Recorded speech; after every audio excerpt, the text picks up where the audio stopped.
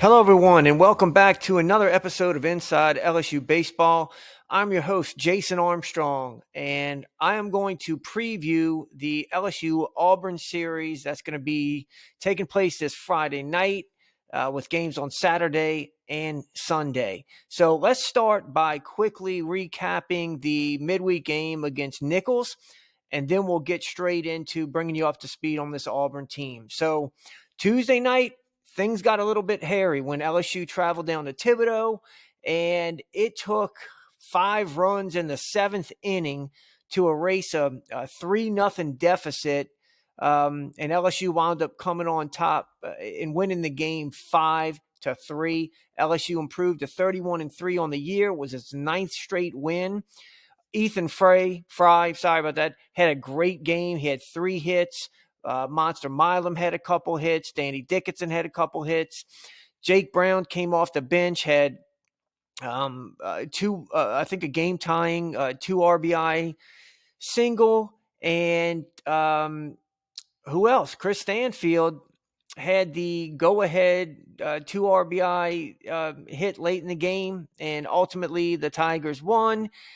I think that a couple of pitchers looked good. Connor Ware started and went 3 innings, and other than an unearned run when he tried to pick somebody off at first base and then gave up a single that knocked the runner in from third, but it was an unearned run. But he looked pretty good. Connor Binge looked pretty good. Jaden Newt didn't have a great outing, got the first 2 outs pretty quickly, but then had 2 singles, 2 walks. And so, but other than those 4 batters, like 4 in a row, it was like single walk. LSU pitching was good. William Schmidt was really the story of the game. He pitched the final 4 innings. I don't think he gave up a hit. 2 walks and at a career high 8 strikeouts. So great win. And I always think those types of wins are so important when, rather than going and killing a team in the midweek to have to kind of get a little nervous and see what you're made of, having to come up with big hits late in the game, and then guys who haven't maybe pitched on the weekends having to go out there and come up big in key spots. So great win. LSU now travels to Auburn, and Auburn's ranked number 11 in the country right now. They're 23-10 on the year. They're 6-6 in conference. They've played a very good schedule. They've got the number 37 strength of schedule in the country. Auburn's best non-conference wins were against number 8 Oregon State and then against number 18 Georgia Tech just this past Tuesday night. Really good win.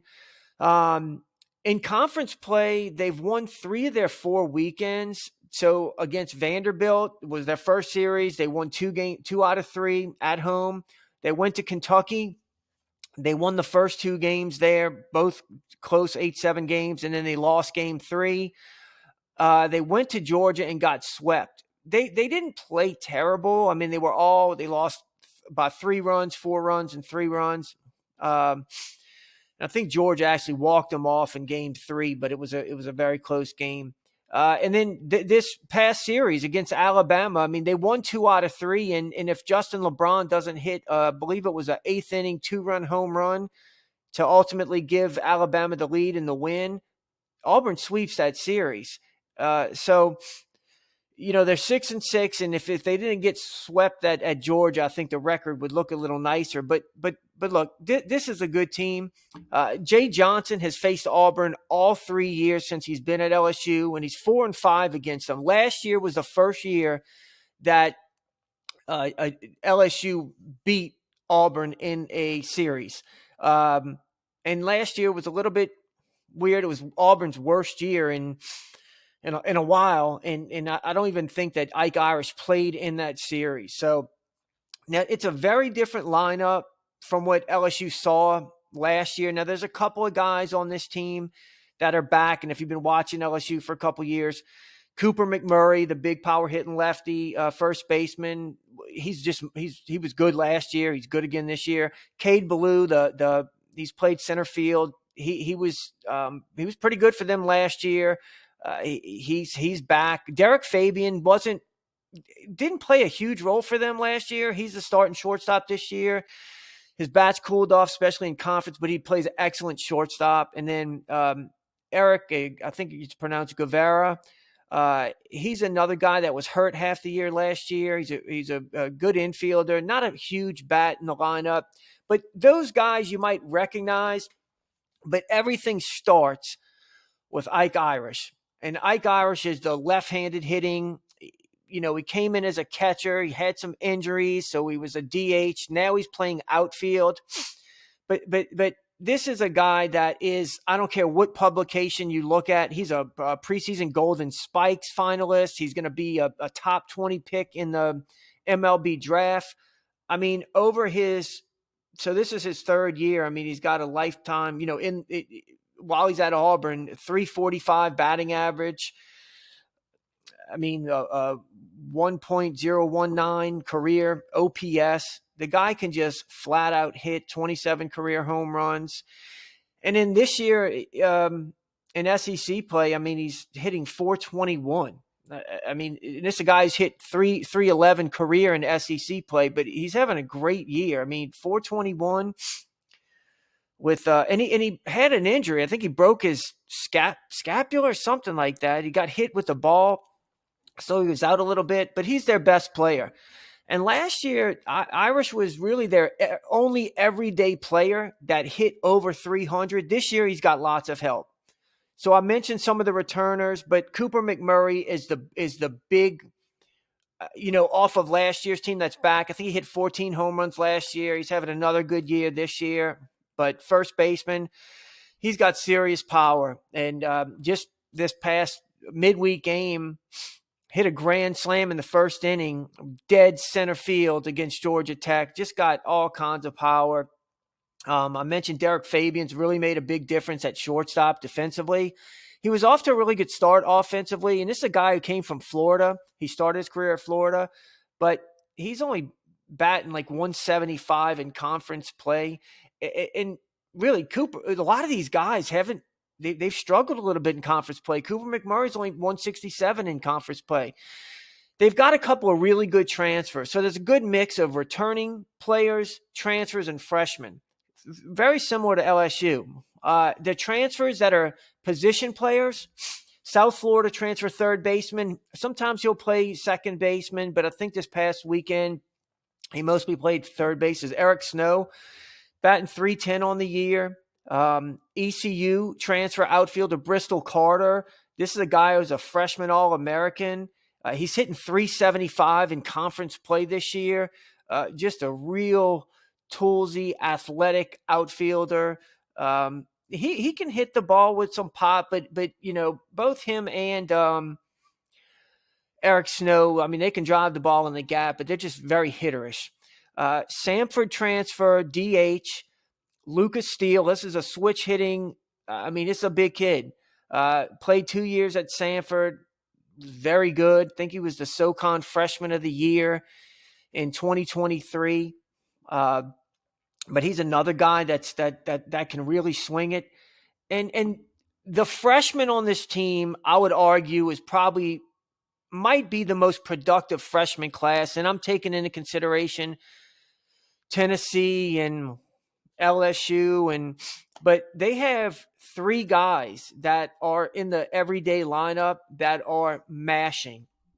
And so it starts with outfielder Bub Terrell. This is the number 12 high school player to make it to campus, and that's by Baseball America. And he's just a big kid, a big power hitting lefty.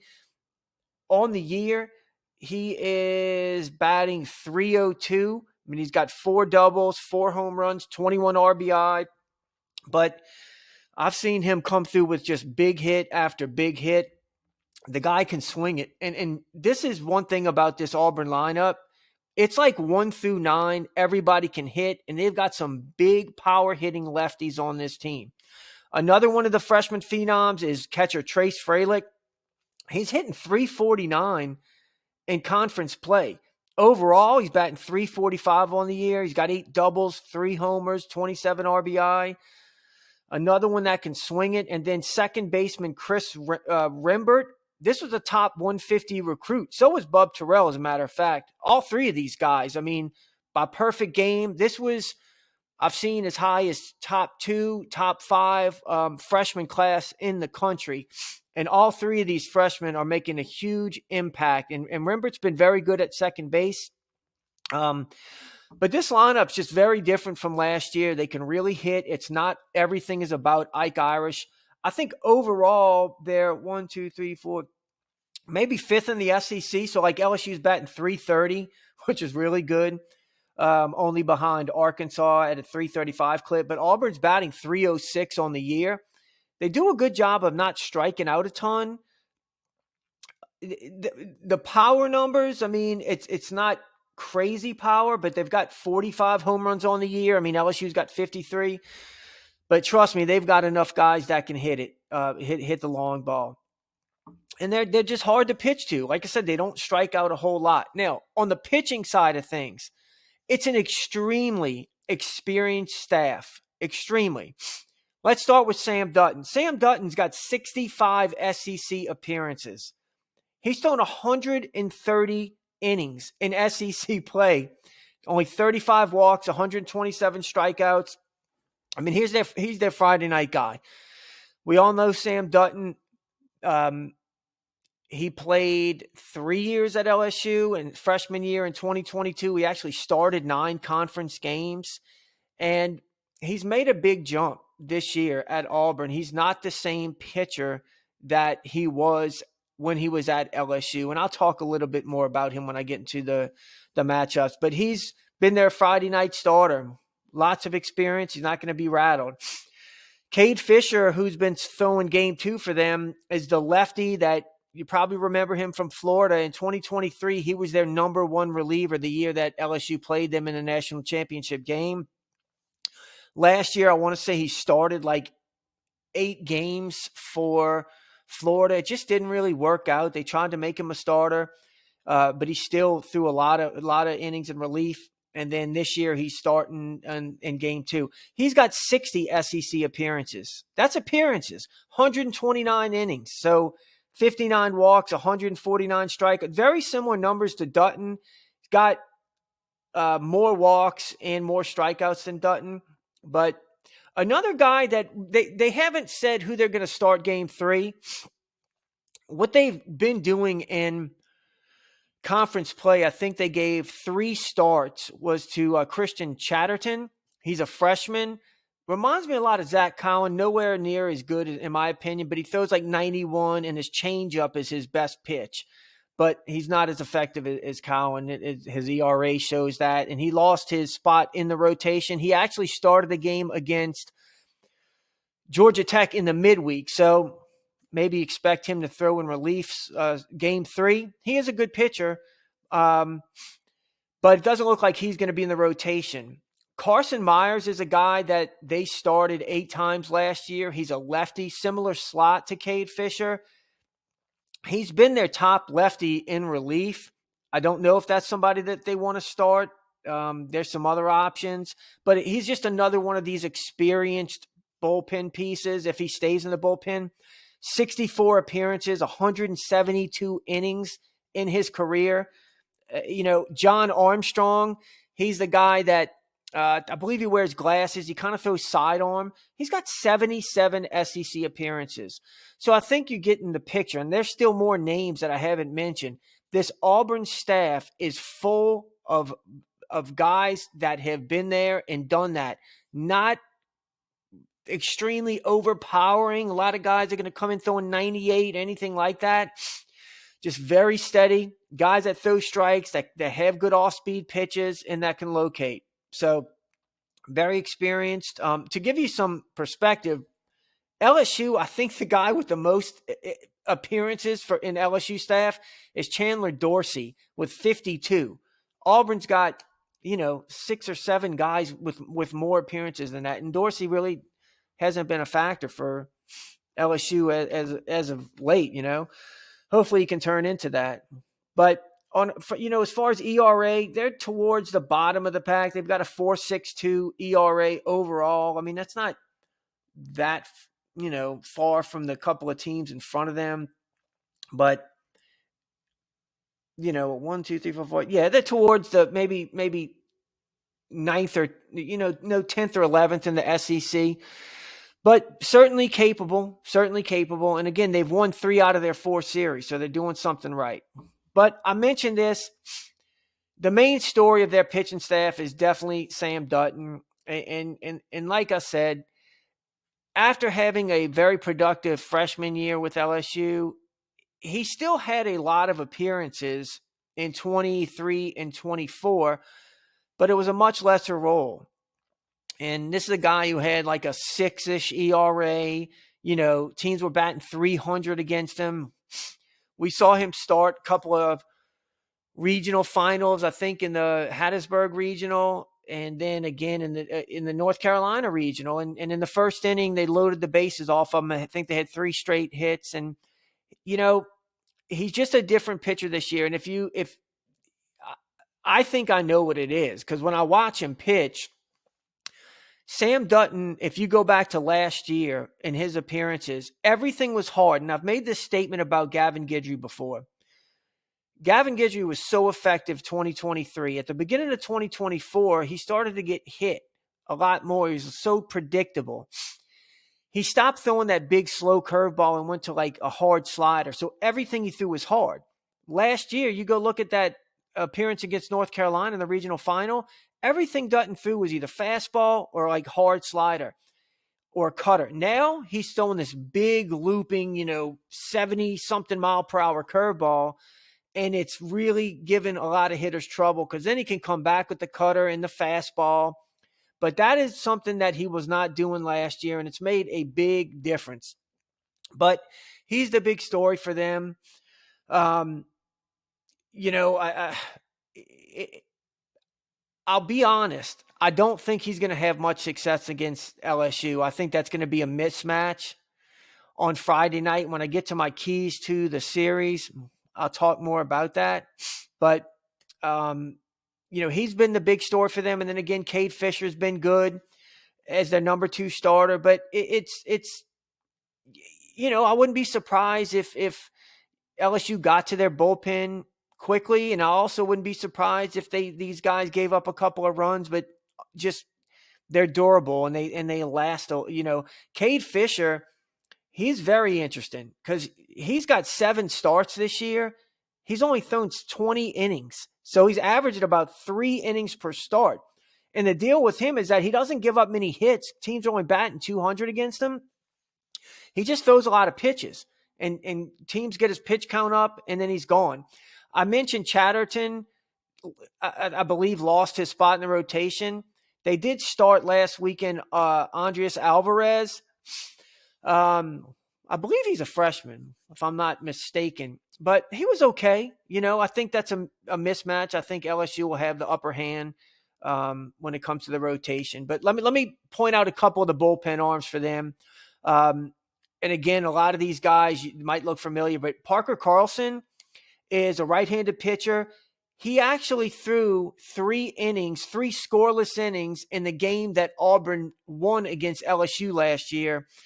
He closed out. He's used more of a reliever this year. He closed out the game that Auburn beat Oregon State early in the year, and he came in and finished off the game in a closer role. He's got very good off-speed pitches. I mentioned Carson Myers is a guy. This is a name that you need to know because this is a guy that I think could come in and give you trouble. The way he throws the ball from he's a left-hander. It almost looks like he's coming from behind like a left-handed hitter. Very difficult.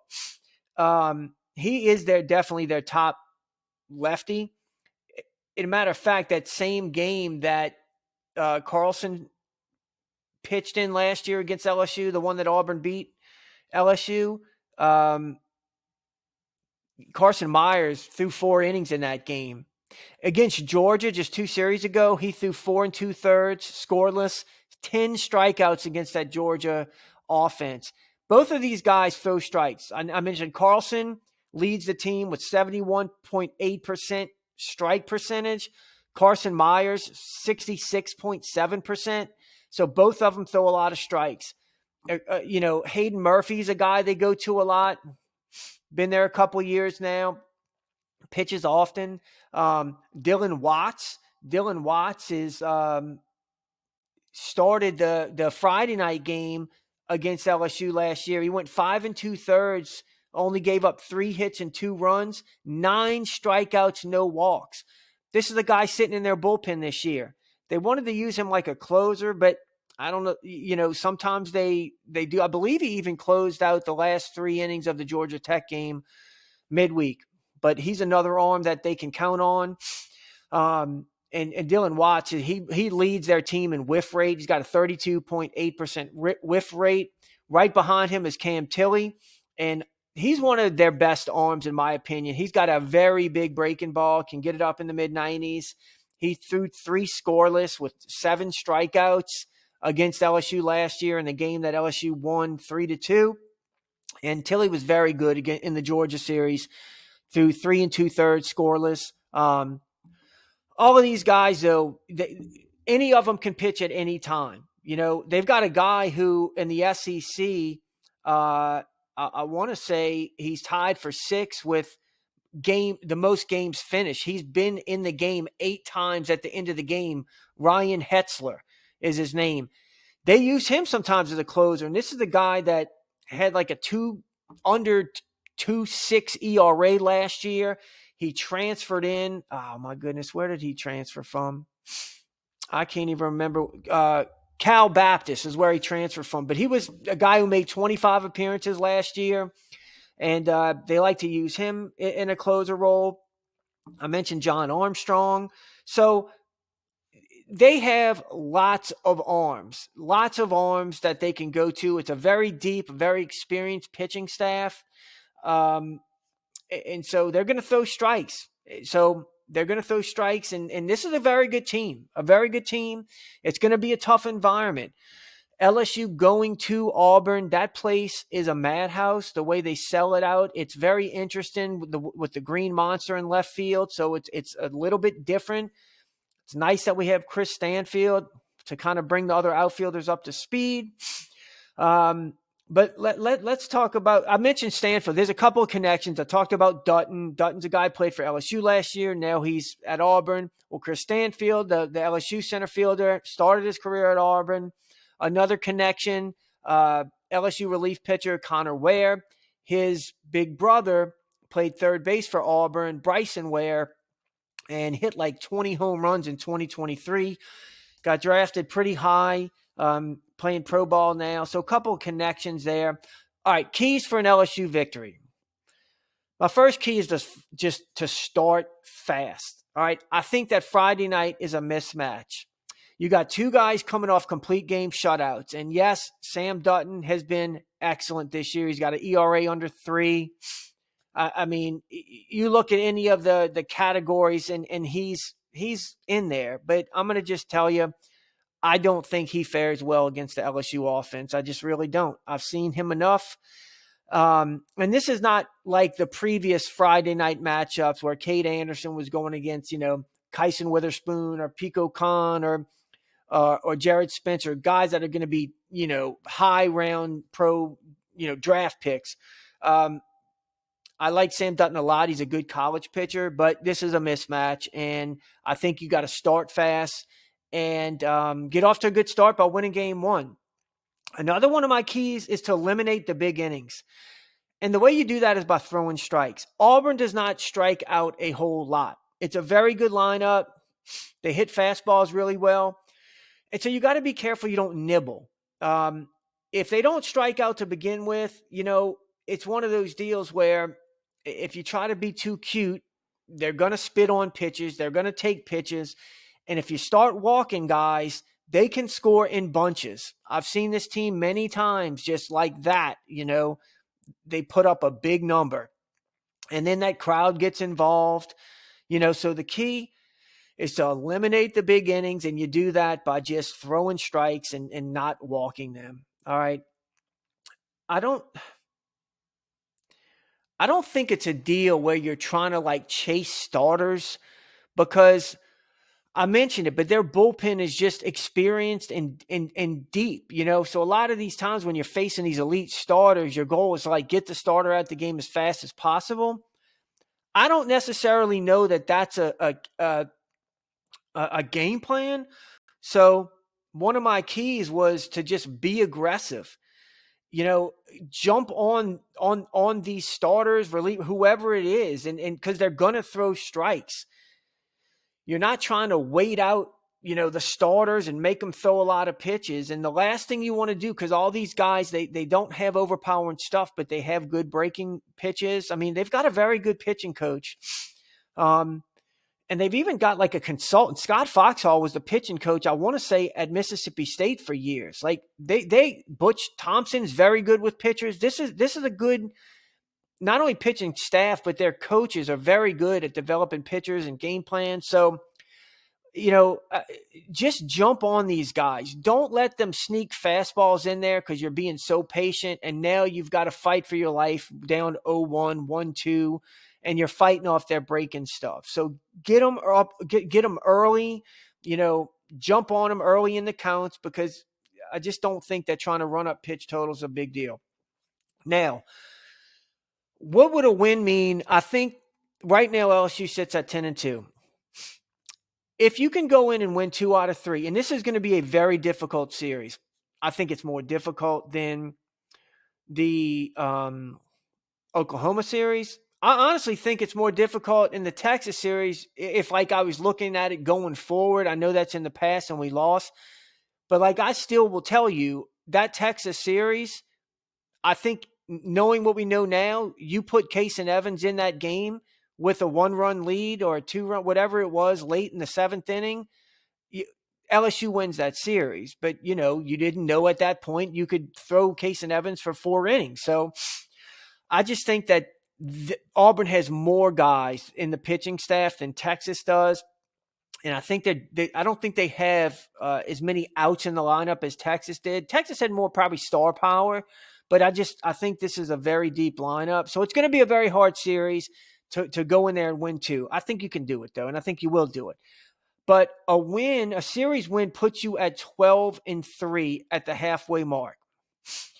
That means you've got 5 series left, okay? So 15 games left. And you're about 7 games shy. If you go win the series and you're sitting 12-3 at the halfway point, you're about 7 wins shy of a top 8 seed. I think you get to 19 wins, you're a top 8 seed. 20 definitely, but I think 19 would do it. So what does that mean? That means you've got 5 series to win 7 games if you win the Auburn series. Now look, you've got series against Alabama, against South Carolina, A&M, all very winnable series, and you got the 2 big dogs, Arkansas and Tennessee. So you go win the series at Auburn, that allows you could drop both series to Tennessee and Arkansas. And, so if you get 1 win there, that would be 14 wins. And that means, the other 3 series, you got to find 5 wins, so that's very, very, very doable and probable. So this would be a good, you go win this series, you are in great position. Now, if you lose a series, this is the end of the world? No, not at all. You know what? You're sitting at 11-4 if you lose the series. So it wouldn't be the end of the world, but a win puts you in incredible shape for the rest of the year. And when you talk about hosting not only a regional, but a super regional. So that's it. That's going to be the preview for the LSU Auburn series. Appreciate you, like always, joining me. And we will be back here as soon as the series over to give you the recap and tell you what we saw. So we will talk to you soon.